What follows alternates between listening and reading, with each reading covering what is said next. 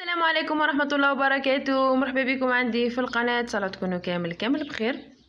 اليوم جيتكم بوصفة للبرجر رائعة جدا، سواء الخبز أو اللحم اللي حشيتوا به ولا أروع.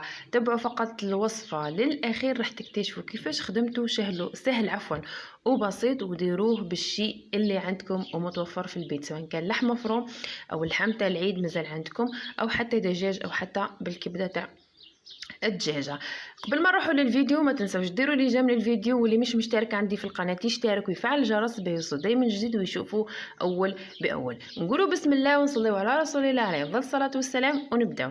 كما شفتوني في بدايه الفيديو حطيت كاس من الحليب وربع كاس من الزيت وبيضه كامله درجة حرارة الغرفة أي تكونوا خرجتوها سابقا على الأقل بساعتين.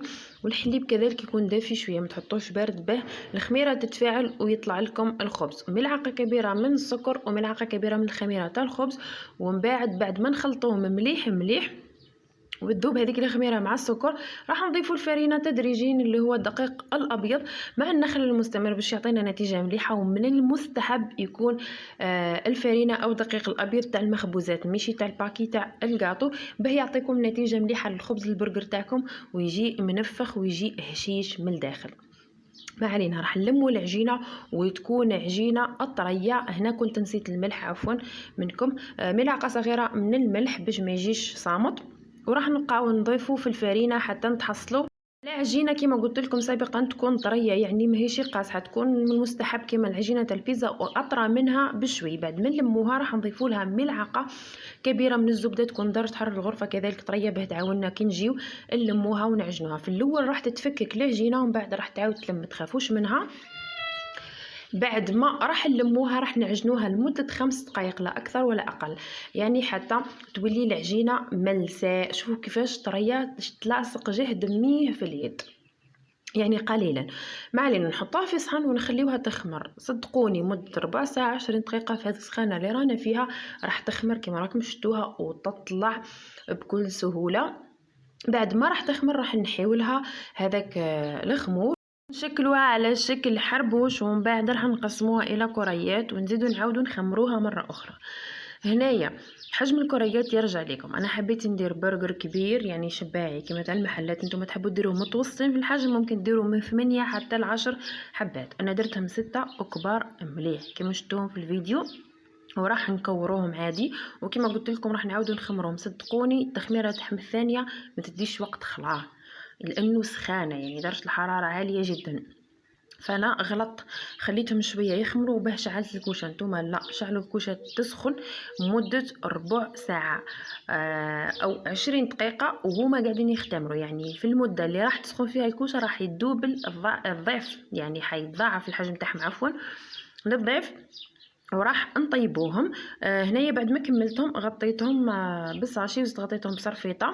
ومن بعد ما يخمروا راح نجيبوا صفار بيض والشي اللي حبيتوه. انا نحبهم يجيو شويه قهوه، درت لهم القهوه، نتوما ديروا لهم الحليب او شويه فاني او شويه خل باه يروح الزفار تاع صفار البيض.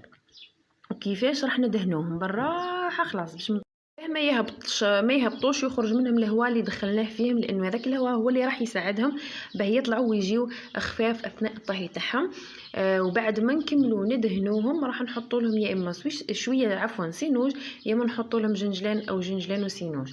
نعرفوا انه الجنجلان او السينوج عندهم قيمه غذائيه، وكاين ولاد بزاف خلاه ما ياكلوهمش، بس بهذه الطريقه راح ياكلوهم مع البرجر وما يحسوش بيهم ويستفادوا منهم. وراح نطيبوهم على درجة حرارة 180 حتى 190. أنا بغيتهم يطيبوا في راحتهم وحطيتهم طابوا من تحت ومن بعد طيبتهم من الفوق.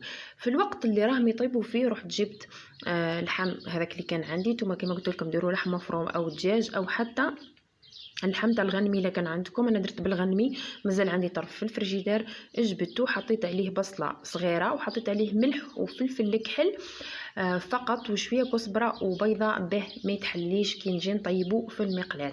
اذا راح ديروا دجاج ديروا فيه توابل الدجاج. بالنسبه للحم المفروم نفس الشيء، ديروه كما درت انا للحم تاع الغنم. والمستحب انه اللحم المفروم يكون فيه شويه دهون. اللحم تاع الغنم هذا ما فيهش دهون اللي عندي، ما علينا، لكن درت بيه وجبنين على الكيف. بعد ما كملت خلطت فيه هذوك التوابل اللي حطيته شويه في الفريجدار حكم روحو، ومن بعد رجعت حطيت شويه زيت في يدي وكورته الى كريات عادي يعني متوسط الحجم على حسب قد هذيك الحبه تاع البرجر اللي درتها في او حبه الخبز عفوا تاع البرجر اللي قاعده نطيب فيها في الكوشه. هنا ديروا شي وقسموها على زوز او اي المهم حاجه بلاستيك باش نقدروا نكبسوا على اللحم ونديروه الى دوائر. ما يهمكمش تكون مدوره قد لانها راح تطيب وراح تتقلص الحجم تاعها المفيد في البنه. واللي عنده المكبس يخدم بالمكبس عادي يعني، مع انه مش ضروري نقدروا نخدموا بيدينا عادي، لانه في المحلات الكبرى انا نشوفهم في الفيديوهات تاع الفيسبوك يخدموا هكا بالطريقه هذه، مش تمشي يحطوا في المكبس صراحه. بعد ما كملتهم وكان طاب لي هذاك الخبز خرجته يبرد. في الوقت اللي يبرد فيه الخبز حطيتهم هما في الثلاجه يزيدوا يحكموا رواحهم شويه مليح. وجيت درت لاصوص عباره عن واش درت شويه مايونيز مع شويه هوت صوص اللي هي الصلصه الحاره او الهريسه اللي ما عندوش، واللي ما يحبش الحار يدير كاتشب، ما يحبش خلا يدير المايونيز وحده يغمس به وياكل. بعد ما كملت الصلصه كنت جبت هذوك البرغرات باه نطيبهم في المقلاة. للاسف هنا ما صورت لكمش من الاول. هزوها عادي بكل يعني عادي خلا وحطوها في المقلاة تكون سخونه درجه الحراره تاعها شويه عاليه باه ما يتحلكمش هذاك اللحم وما تبقاوش تقلبوا فيه. قلبوه وبقاو ضغطوا عليه كما شفتوني قاعده نضغط عليه حتى يطيب. بعد ما طابوا يدفاو برك شويه، ما تخليهمش يبردوا خلا باش ما يجيكمش الاخر البرجر ماهوش مليح، لازم يتكلوا هو سخون باش يجي بنين. حطيت شويه سلطه، حطيت شريحه من اللحم، وزدت حطيت الطماطم، وزدت حطيت شريحه من الفرماج. وانتم لكم حريه الاختيار، تحبوا تحطوا الصلصه في البرجر او تحبوا تغمسوا كما غمست انا وكليت احسن، لانه اذا حطيتوها في البرجر نتوما تاكلوا هي راح تسيح عليكم. شوفوا هنا بعد ما كمل شوفوا منظره يشهي يعني. بابسط الامكانيات اللي عندي في الدار درت برجر وفرحت به نفسي وفرحت به الدار معايا. هنايا بعد ما كملته حكمته بالعود هذا تاع الخشب نقدر نقصه على زوز ونقدر ناكله. وهنا شوفوا كيفاش قاعده نغمس فيه ونوري لكم كيف مهجه. شهيتكم في الجنه ان شاء الله. ما نتمنى غير انكم تجربوه وتردوا لي بالخبر في التعليقات، لانه راح يعجبكم بالبزاف سواء الخبز او اللحم في حد ذاته. إذا عجبتكم الوصفه ديروا لها جيم وبارطاجيوها، وما تنساوش تابونيو اللي هو الاشتراك عندي في القناه وتفعلوا الجرس لانه مهم، راح يخلي الوصفات دائما توصل لكم. نتلاقاو في عدد جديد ووصفه جديده. يلا سلام.